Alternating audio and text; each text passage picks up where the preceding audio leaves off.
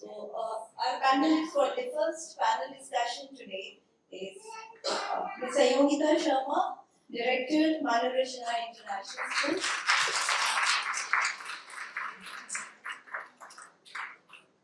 So, then we have Ms. Anju Dioskar, Director, Admissions and Outreach, Clay University. So, our third panelist, Mr. Somyu Datta Gupta, Chief Solution Officer, Dr. Dash, Chief Mentor, Jamboree Education Council. And we have Ms. Idabir Kusu, moderator, who is going to moderate this panel, and of schools and successful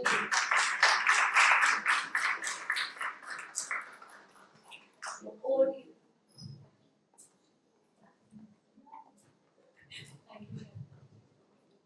Thank you, Shavita. A very warm welcome to all. And I know we could talk about CBSE, the board, the nuances, what we want to really decode CBSE for us, the board which most of us are familiar with. More than 28,000 schools in 27 countries are affiliated to CBSE. The candidates who appeared for the CBSE board examinations, if we were to talk about, over 30 lakhs.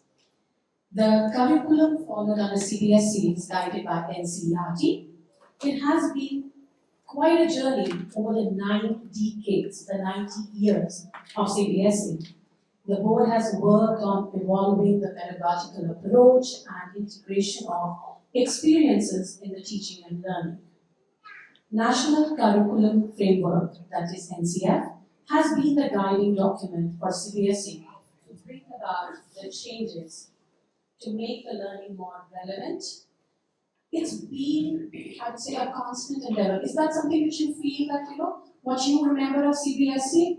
The rote learning, right? So it has been a constant endeavor of the CBSE to move away from the rote learning and integrate experiential learning. And the focus is on every child acquiring specific skills at each level. The guiding principles have been connecting knowledge to the life outside school, ensuring learning shifts away from rote learning, enriching curriculum so that it goes beyond the textbooks, making assessments more flexible and more relevant. So that's the endeavor over the 90 years, and it's a constant work in progress. A lot of changes have been introduced, and it will be great, when we will talk to our panelists to understand how the nuances and how the things have changed over the years and what is that we can look forward to under CBSE. So if I may start with you, Shomu, how would you say that the various initiatives which have been taken by CBSE to keep the curriculum very relevant, to meet the changing demands of the dynamic world we live in?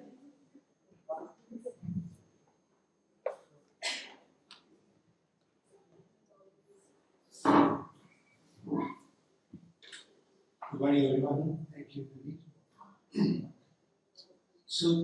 I think the way you started, the way you kind of said that how CBSE is changing your time, how we have tried to be more relevant for rote learning. I think the foundation of that was laid in the National Education Policy in 2020 and has been carried forward in the National Curriculum Framework of 2023. So these two documents, and if anybody has time, those are very, very detailed. You can easily downloadable. You can go through them on the website of CBSE. You can see how CBSE has thought through. So what I'm going to touch on I'm not going to touch upon the courses are going to be there. I'm going to touch on how CBSE is trying to integrate something called the 21st century skills in their curriculum. So while there are many definitions of 21st century skills, the easiest definition is something which helps us to, the skills which help us to navigate the challenges of 21st century. So essentially, very easy way to remember are the 3 L's. One is the learning skills, something which is called like what we use in everyday communication, collaboration, critical thinking, creativity. Then we have something called literacy skills, information technology, media, all those skills which we use in our daily life, how we consume media, all of our media producers also, we have our own YouTube channels, Spotify, blogs and all of that. Okay. So, and then we have something called the life skills, which is flexibility, how do we take responsibility for ourselves, and how do we be respectful of society at large.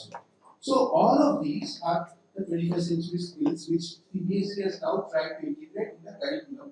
So the way they have done is they have broken it into 4 stages: the pre-primary, or the elementary, then the primary, the middle school, and then the high school. Now, if how many of you are from CBSE curriculum?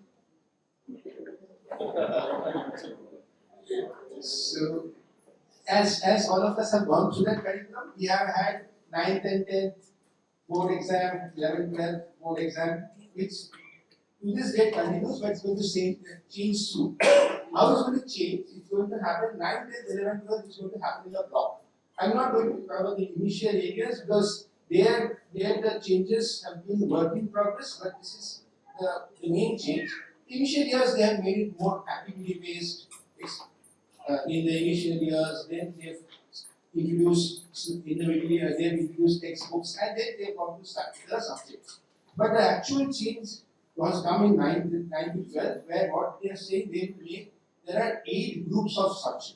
What are the 8 groups? If I remember correctly, science, maths, social sciences, languages, and humanities, all of that. Then physical education, uh, fine arts, um, vocational courses, and there's something called integrated learning courses, which are something like media studies, home science, our old home sciences, media studies, legal studies, stuff like that, environmental studies. So a student is expected to choose two subjects from each of these 8 domains. So totally 16 subjects. First, they have to do it in 9th and 10th compulsorily, which is so you can see how it is broadening the scope, and rather than earlier limiting to the 5 or 6 subjects we were studying in class 9. Now they have to do 16 subjects from this, and once they go to 11th and 12th, they need to choose at minimum 3 of these areas. They can choose 4 and do 4 from each of these groups. Minimum 4 or 5, depending. Still, we have to do 16. So it can be 5 in one group, 4 in one group, 5 in another group, stuff like that, or 4 from 4 groups. So what that does is, again, it gives a breadth and it helps people to make them more relevant in terms of the skills which they acquire, not only the knowledge. So in short, if you see, there is a radical change from what many of us have studied. And through this, I think CBSE, what it's trying to do is to meet the challenges of the changing world, and also make the students, huge number of schools, understand the challenge is huge. The number of schools, the number of students, the way that they are administered, so it has to work for all of them, and that's how it's been a difficult path they have embarked on, but I'm sure that it's a radical path. And and also, if you understand, schools also have a lot of flexibility in implementation. It's also, there are a lot of flexibility in the school side. I think that's, so individual schools, how they will adapt is also the way it's going to work. Thank you. Thank you so much for your insights.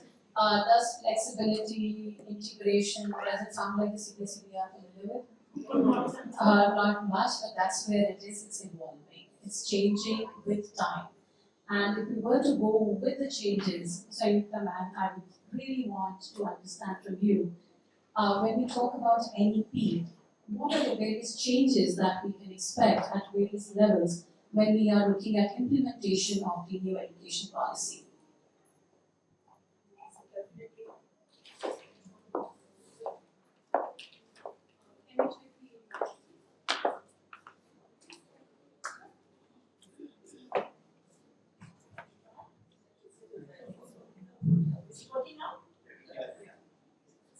Education policy 2020, I think all of us must have read it also, not to the fullest to some extent, because it was in the public domain for suggestions from everyone to make it. workable document. So when we look at 2020, the first policy had come in 1986. So all of us who have studied in CBSEs have studied what was given in 1986 and 2005 NCF. Now it is Education Policy 2020 and the NCF. If you look at policy comes first because there is a national level guideline that comes, and then there is National Curriculum Framework which is prepared by NCRT in accordance with the guidelines of the policy. Right? So if we look at the NCF, National Curriculum Framework, as of now, the National Curriculum Framework for foundation years. Foundation years are from 3 to 8. That is from pre-nursery, nursery, KG, grade 1, grade 2. That is the foundation years a school has been segmented with. Earlier it was 10 plus 2, now it is 5. That means 3 years of preschool, 2 years of grades 1 and 2, plus 3 years of primary, that is grades 3, 4, 5. Then the middle school 3 years, and then 4 years of secondary school. That is the structural change that has come into the school system now. So it is going to be 10 plus 2 because the policy comes, but it doesn't happen that the policy can be 2020, the changes will come into force in 21, 22. It will take its own time because it will work in a phased out manner. Maybe in 25, 26, we see many of the changes being brought in. Until 2030, all the changes that will be propagated in the policy will be available in CBSE schools. But what we can look at, as you said, particularly I can see the young parents from, I think, from the foundation stage years, the children who come into pre-nursery, nursery, KG, that's the stage which has been added to CBSE schools' formal education now. It was never a part of formal education. 3 years of preschooling were any play schools doing the way they wanted to do it. There were very few progressive schools. For example, she said 28,000 CBSE schools. So out of 20,000 schools started with grade 1 only. There were no preschools attached to them. But now the significance of this stage has been realized. That this is a very important phase in the lives of children, where the maximum brain development happens. Right? Because they say 85 to 90% by 8 years of age it happens. So what we do now in the early years, in the foundation stage, becomes very, very critical to the future learning of children. That is how you find that CBSE has focused a lot of impact in this stage, foundation stage. And of course the primary, and the core of foundation stage is play, which was missing earlier. So they have seen that certain pedagogies which need to come to this foundation stages, play-based pedagogies, story-based pedagogies, toy-based pedagogies. So the environment that children relate to, the environment that children associate with, learning comes through that. And also this national education policy is rooted in Indianness. This is one thing we all must understand. It is rooted in Indianness, Indian traditions, culture. So when they talk about toy-based, they're also talking about the toys of India being used into the curriculum. The stories of India being used into what you're bringing to your children. Because this is in the environment. The children, when to come to foundation stage, they come directly from the family. And family plays a crucial role in this stage. Right? So that is how the whole change has come into the education policy. One is this if you look at the foundation stage, it is all through experiential learning, all through activity, all through stories, but the focus will be social, emotional development of children along with the cognitive, physical, and all the faculties that the child has. So earlier when we talked about rote learning is generally associated with CBSE, and they also talk about the same. What they say now is smriti. Smriti means what? Remembering. And without smriti, comprehension and cognition does not happen. So smriti means you're working long-term, short-term memory.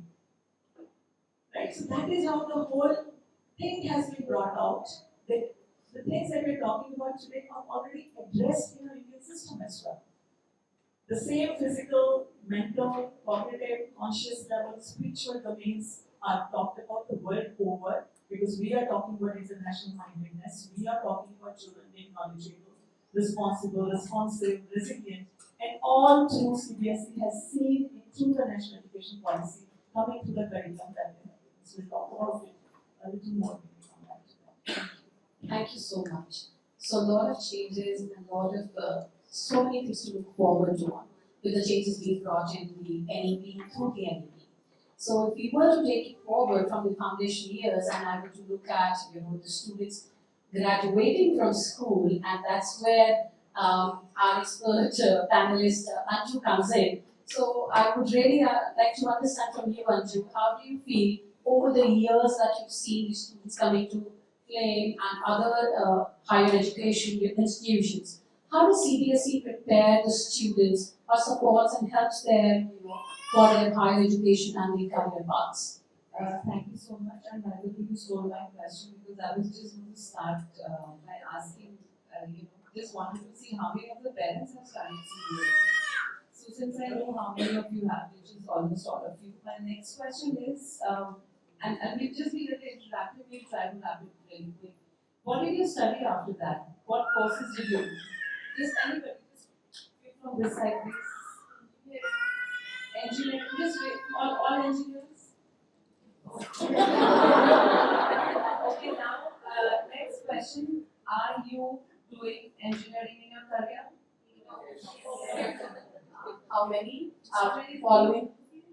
This is the status. Do you need answers from us? You have it there, okay? So that's what I just wanted to say. This is, I think, deeper than the question that you're asking. We need to really understand why do we want to study, going for a higher education? What do you want to learn? And sir mentioned about skill-based approach. Ma'am mentioned about activity or experiential-based approach. And when the CBSE students are coming to the university, I would just say that they're absolutely well prepared. They have a quality which I feel sometimes, and I'm not comparing the boards at all here because every board has their own strength, and we make a mistake when we compare them. My need is X, and then I must pick up these 2, 3 courses, boards, and I must evaluate and see which one is the best route to reach to X. I'm not comparing CBSE with IB or Cambridge. All the 3 boards are fantastic. What do I want is the first question that parents must ask. Ask the right question to yourself. Talking about CBSE, it's a fantastic curriculum. It's evolved so much since you studied CBSE. I don't think so. What you heard about the changes that have happened were experienced by us in CBSE. I also did CBSE. We just knew that we went to the class, the teacher said open chapter number 4, question number 8, answer is on page number 74, line 6 to line 3 on the 3rd paragraph. It was just like, mugging up information. Today, the 21st century skill, we do not, this is free information age. I have never studied chemistry. Give me anything, give me 2 hours, 5 hours, I will definitely give you a half an hour. That's the status of having information. So why are we studying? We must learn to process the information, which is so much, and also to be able to see from them what is the incorrect information, not fakes around. And when we talk about that, there comes all the 21st century skills we're talking about. You must be able to critically think. You must be able to, you must have some skills to, research, deep dive, synthesize information, have your own perspective. So at the university level today, I think, and I can speak for mine, we're not looking at somebody who wants to come to the university to gather information. We want people who can build, create information. That is the kind of new age universities are doing. And CBSE is absolutely aligned beautifully when it comes to the curriculum part of it. And the plus point I would say when we see students from all the curriculum is that I think students who are in core sciences, they fare pretty well recently than 10 years ago. So I think the schools that have brought in better, I think the resources and the curriculum, like, that many CBSE schools were all 20 would be different depending on what school can provide. So Kunstkraft School definitely is in a very good space, very future forward. You're doing a lot of things that many other CBSE schools may not be doing probably. So I don't know whether I made sense of whatever I said, but my basic idea was to tell you that CBSE is a great course. It aligns you well with the universities anywhere in the world. Please don't think that if the child is doing CBSE, you're looking at India. Then you can go anywhere in the world with CBSE. And you understand there's so many schools around the globe today which are running CBSE curriculum.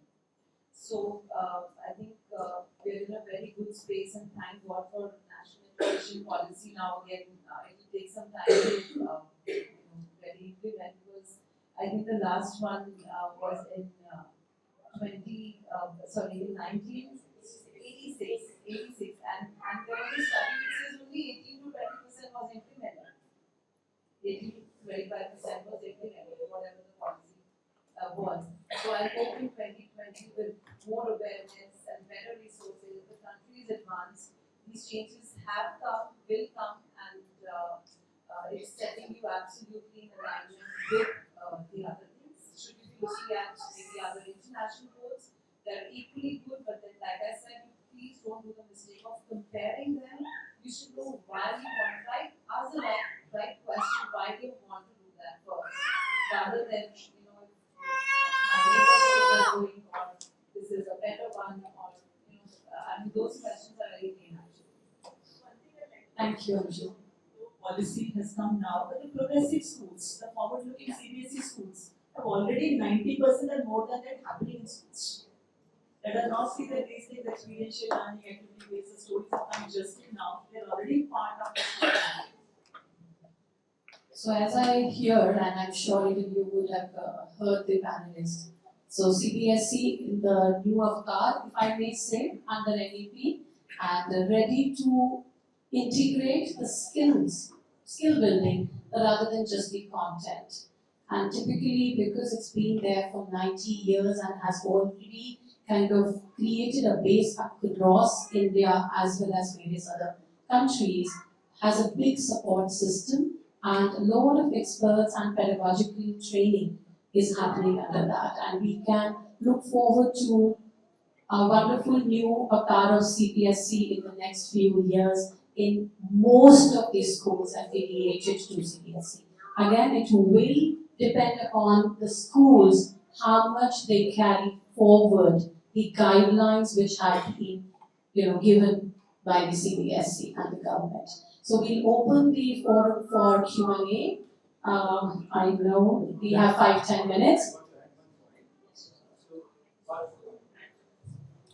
I work in the international education study abroad space, and one of the common questions that are asked is that is CBSE curriculum good enough for studying abroad after school? Let me clarify the number of India after is the largest large number of students outside of the country to study after China, and specifically the US-China relationships going down, Indians are getting more preference. And I would say about 90% students are from the CBSE board, and once a student scores well in CBSE board, it is absolutely acceptable. There is nothing which stops a good CBSE student to be rated at par in other boards. So that is a misnomer that CBSE board is not, because the brightest students are in the CBSE board and they are doing extremely well when they go to universities like in India or abroad or any other university, government universities in India. So I think it prepares absolutely well. So that's we shouldn't be choosing. We shouldn't be basing the choice of our board based on where we want to study. It is CBSE or any other board prepares them as well as any other board. So it's not. I don't want to kind of base your decision based on that. And we'll open up the forum. We have our team members here. If you have any questions, could you please raise hands? Anyone? So it's great that all these things are being made and the policies are evolving. But what is being done, or it can be done at school levels, because these these changes don't just need like a policy level implementation, that's a high level implementation, but it also needs a change in the mindset to transition the mindset of the teacher, the school staff to that sort of a paradigm. So how is or can that be enabled? Like if the teacher still thinks that rote learning is best, then the policy cannot be enforced, right? So there needs to be a transition in the mindset of teachers as well.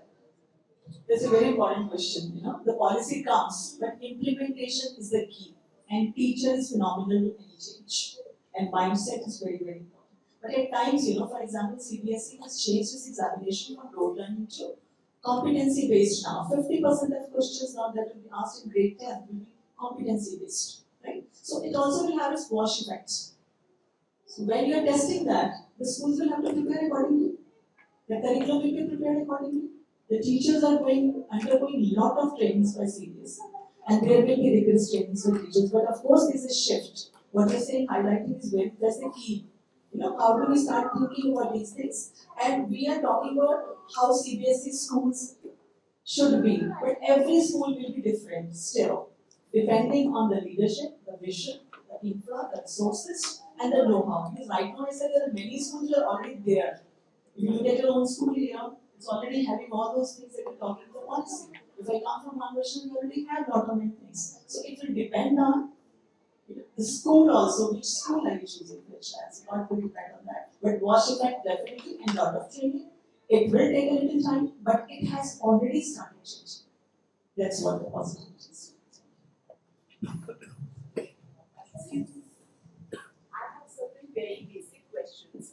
Which all boards do you have? Alright, you're looking at steps Poland? Yes. Alright, so we have two schools here in Gurgaon. One Kunskap School in Gurgaon where you are right now, and there's another branch of Kunskap School in International in Sector 70. So in Kunskap School in Gurgaon, we offer CBSE and the IB board, and in International, we offer CBSE as well as the Cambridge board. And what's the minimum age for CBSE nursery? See, coming to the national age, because the policy now defined, earlier the national age of coming to grade 1 was 5 years by 31st of March. Now they have raised it to 6 years. So that means 3 years of preschooling means the first year of preschooling starts at 3 years of age. So maybe pre-nursery starts at 3 years of age, nursery starts at 4, KG starts at 5. So 5 to 6 is KG, and a 6 plus child comes to grade 1. And that is how the curriculum is prepared now. Yes, miss. And what about IB? IB, I think when the IB group comes in, they will clarify this answer to you right now. Yeah. What about if you are like missing the 31st of March by 5 days, 10 days, 20 days? Yeah. So, see, the things are that right now when the policy is being rolled out, it will have some transitional time. For example, these questions were asked with the children who are already admitted into nursery KG now, they come to grade 1 this year. So the policy full force will come into action maybe 3-4 years from now. But this year again, the schools are specifying the same age criteria the children were taken today. So it depends on the school what they look into. But earlier also when the 5 years age was there was no child in grade 1 less than grade 5. So though we were taking 3 plus in nursery, we never went below 3. We always made sure that the child should be minimum 5 when he goes to grade 5. That is how the things will start. Grade 1, right? So that is how it will be. Maybe this year some accommodation some schools will do. But in the coming time, this is the national age because the curriculum that NCERT has created now is keeping the 6-year-old in mind. Yes. So for grade 1, yeah. My question is very specifically coming to this. My child is 24th of April, and there is another child who was just 1 year elder. And last year she got an admission to a CBSE school. But You have an advantage your child is 24th of April. Yeah. So last year kids did get admission, but this year schools are a little more strict about it, and they're like, we cannot probably have that negotiation. So what changes in 1 year, right? Like it's just the same child. Implementation changes. Okay. So it's a national policy now which has to come into force. If national is abiding for I'll just say, because now we can't change the birth age, right? So the thing is, if you look at this journey of a student in those school years, it's not important if I finished my high school in 93 or 94. Nobody cares to me. What I made, what was my experience, and to have a little more mature child in every class, you're just giving an advantage to your child. So don't kind of bother yourselves too much with that just 1 year. It really doesn't matter. What you should be looking at was 12 years of schooling experience that will be so beautiful for your child. So, Thank you. just building on that, So I'll go back to the previous question. What is the minimum age for IB and the Cambridge board? again, those will be clarified when you have a panel discussion with IT and Okay, this is only for CBSE. Right. Okay, perfect. And I have a question. So as you mentioned, this school currently is offering IB and CBSE both. Can you please, maybe I was a bit late for the session, might have been covered already, but just want to understand how the journey of a child differs between both the boards and what is the key difference. That's what I want to understand. So again, when we go out, there will be a team, who can support and help you, make you understand how the journey would be, right? And we have our own counselors there, and they can explain you for the journey for IB as well as how it will begin. Again, so the age group can be kind of addressed there, and it will showcase you. So right now we were just, kind of breaking down and understanding CBSE as a path. So, but does the difference start right from primary way or does it happen? So it will be from primary years also because we would have IB from PYP, that's a primary year program, and the CBSE also will continue from pre-nursery till grade 12. Alright, so all these details and I think logistical questions about the age group and all can be answered once you meet our team in the 15 minutes interaction which we've scheduled along with the team. Alright? My question is about the CBSE boards. Does the competence and the testing also include things like music, art, for that? How much weightage is given to that, and how much can kids actually choose to pursue within them?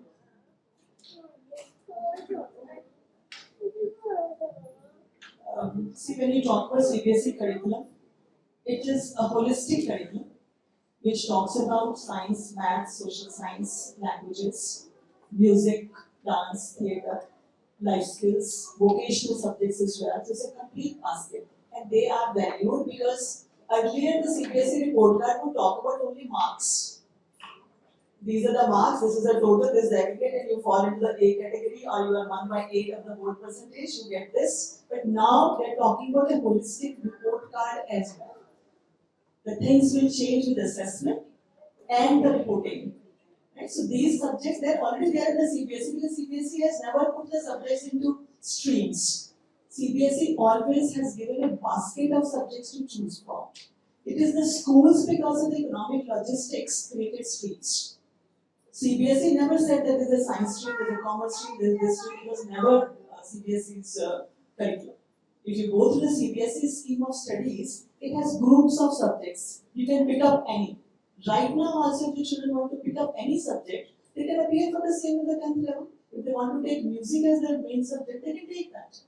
Right? And appear for the same. So the flexibility that has come in now, even in 11th and 12th, there are no boundaries. The boundaries are blurred completely. There is no extracurricular now. Everything has become curricular. Because they've realized the importance of vocational.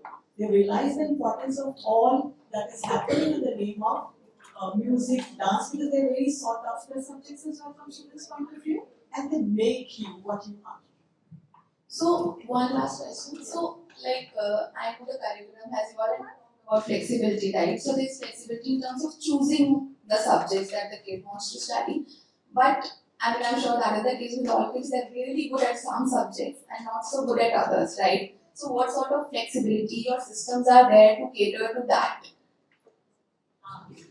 Clarify the question. So let's say there's a kid who's great at maths, great at science, but maybe not so great at environmental studies or social studies.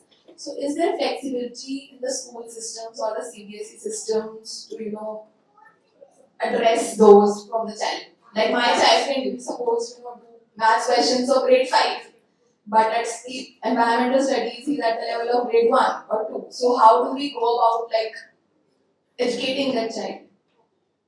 I think schools do, give this privilege to students, and I'm sure CBSE also follows differentiated learning within the classroom, where they do consider the level of students, and it's not that. So the end goal is to prepare them for the boards when they come to 10th and 12th, and then all these years before the student actually comes to the board class is the time where I think the students have at least little leverage to follow their own pace. It's not a machine or a template learning anymore in CBSE. How I put it is that till primary, if you're talking about primary classes, earlier the CBSE curriculum was that till grade 10th you have uniform subjects for all. Right? Now that has come to grade 8. 9th they'll be choosing their subjects now. That's the change that has come in. But till 8th they have the uniformity of subjects. But if a child is gifted or brighter in one subject, he can go higher in the same subject. And as a parent, we can find something more for the strength of the child to build on. There's so many other things we can get into. I'm so sorry. You just last one. The last one. And one Hindi is compulsory. Is that true? Which grade are you referring to? 10th. Yeah. No, it is not compulsory. It is not compulsory. It is again the schools make their own adjustments. It is not compulsory. So 2-language formula. 6th, 7th grade is the 3-language formula. As of now, 9th and 10th is a 2-language formula. 2 languages are compulsory, but it is the medium of instruction. Whatever you have, language 1, language 2. So it depends on medium of instruction. Becomes the language 1. Other language that you choose is your second language. It is not compulsory now. Yeah, it is not compulsory even now. Yeah. Alright, so Thank you. we will have to wrap it up. Thank you everyone for your participation.